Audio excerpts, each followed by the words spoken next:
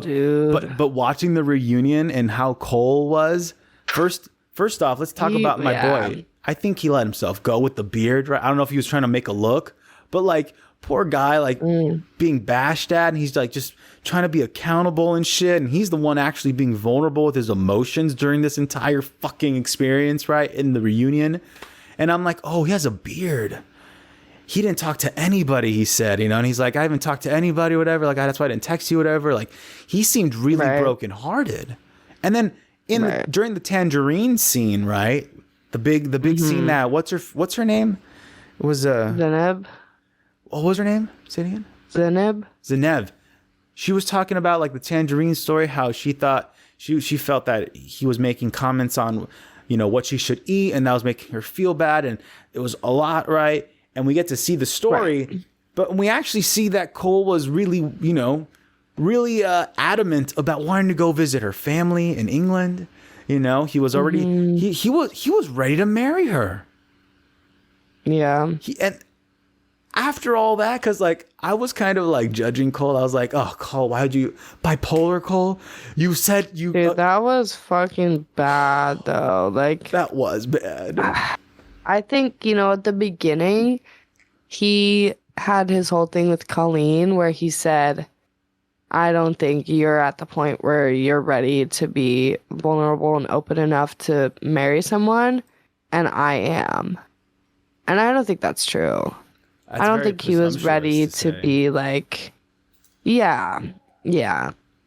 But I don't think he was as ready as he said, and he was like a little immature. I think, you know, whatever.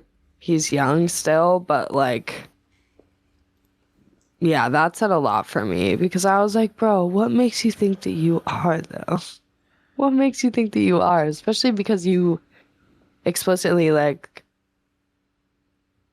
explicitly said that you don't want to be with Zeneb and you'd rather be with... I think it would have worked out for the best if he didn't join this experiment because his whole thing was like appearance.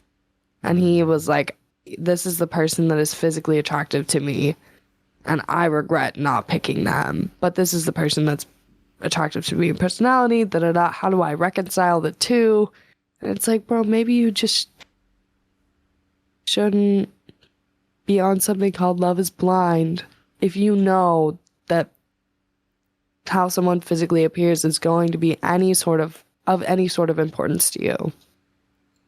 Because ultimately, like, they have all conventionally attractive people all right, on this show, but still, like, he kept saying like Zeneb wasn't his type and all this shit, and it's like, I would say though maybe that is more reason for him to be on the show, to expose himself to these like superficial ideals he's put on himself for like who he should be with, right? Like, I don't know about you, but like we like, for me, like I had this idea of like who I should be with, right? Like relationships in the past, you know, where I was like, oh, this is on paper who I should be with, but like it didn't work out because it wasn't the right relationship. You know what I mean? Right. And you got to go through those, like, I don't know. Because first off, this whole science, social experiment that is Love is Blind is wild. It's insane, dude. The whole idea of it. It's wild.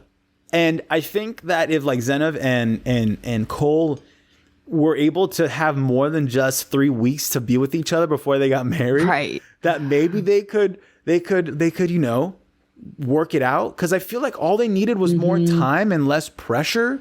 Because I could feel poor Zeneb. And is that her name, Zeneb? I don't want to like, I hope that's her name. But Zeneb? Is it a V or a B? I want to search it up. I think it's a B. Let me see. Hold up. Zeneb. Cole and Zeneb. Oh, yeah, Zeneb. They were just not a good match. But I thought, I don't know. I kind of, okay. Oh, like they're not a good match, but I think they could have worked out though if they had more time. Because I could just feel Zeneb's anxiety though.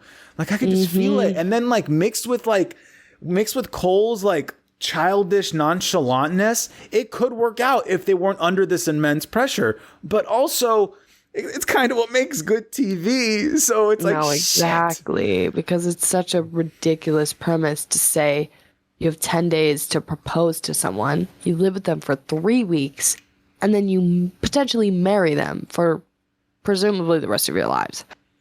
And that's the or thing. until it doesn't work out. But it's like, and that's the thing I always tell Steph, like I always bring up. I'm like, nah, they're not necessarily thinking after the wedding. All they're thinking about is getting to the what's it called? The fucking place where you stand. What's it called? The altar. The altar. There you go. I've never been married, so I don't know the spot. But the fucking altar, you know, like they want that. That's where you want to go for the TV show. You know, for your goal as a production, right? I'm getting to the altar. The son of a bitch who's with me, whoever they are, right? They're annoying me. They're like, whatever, blah, blah, blah, blah, blah. I feel like every person, and I think a lot of the women especially, are just keeping in mind, I have to just get to the altar. I can say no. But there's just so much pressure, dude. And yeah, it's good TV. I can't say it's not.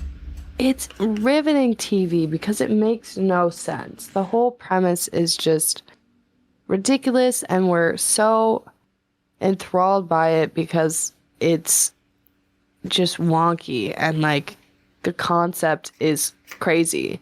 And I love that they keep referring to, like, they always say in the real world. That's a phrase repeated by everyone throughout the show, which I find so funny because I'm like, is this not real to you? Like, why is it in the real world versus in the pods? Like, this is real. Might be behind like a screen, and you might be behind some cameras, but like, so I just think that repeated phrase struck me as so odd. It's because none of them were grounded, dude. They were all drinking alcohol and not in a good vibration. I want to talk about all the other couples. I was trying to find the list of the couples, but an idea I had for Netflix's next great reality TV show, dating show, ready, is I want to do Love is Blind, because Love is Blind, that's fun, right? I would change one thing. Just one thing. I would take the alcohol away and give them only cannabis products.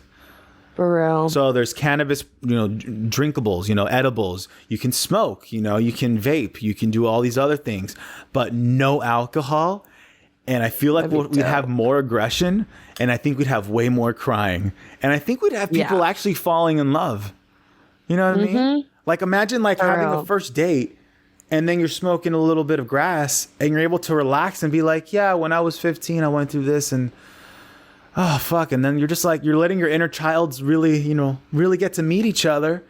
Like, I don't know. I feel like that would make much better TV, because alcohol, which can make good TV, is really volatile. And right, because the producers always use it to their advantage and weaponize it against their cast 9 times out of 10. How many times during Love is Blind season 3 do we see like those like diary room type of like single shots with them after a big incident, and they're just like, hold up, they're just like their gold stemmed wine glass. Yeah, I don't know what happened. I love him so. It's going to be fine. It's going to be fine. Okay, I want to bring up the other couples because, let's see. Oh, no. Who comes up for you? Who comes up for you right now? Oh, Colleen and Matt, dude. Colleen and Matt. Who's that? Is that the Do You Love Me guy? Is that Do You Love Me? Do You Love Me? Is he the one who got cheated on? I think so. Yeah. With the unresolved trauma, dude. Yeah. And they ended up getting married. I was really hoping she was going to say no. I'm not going to lie.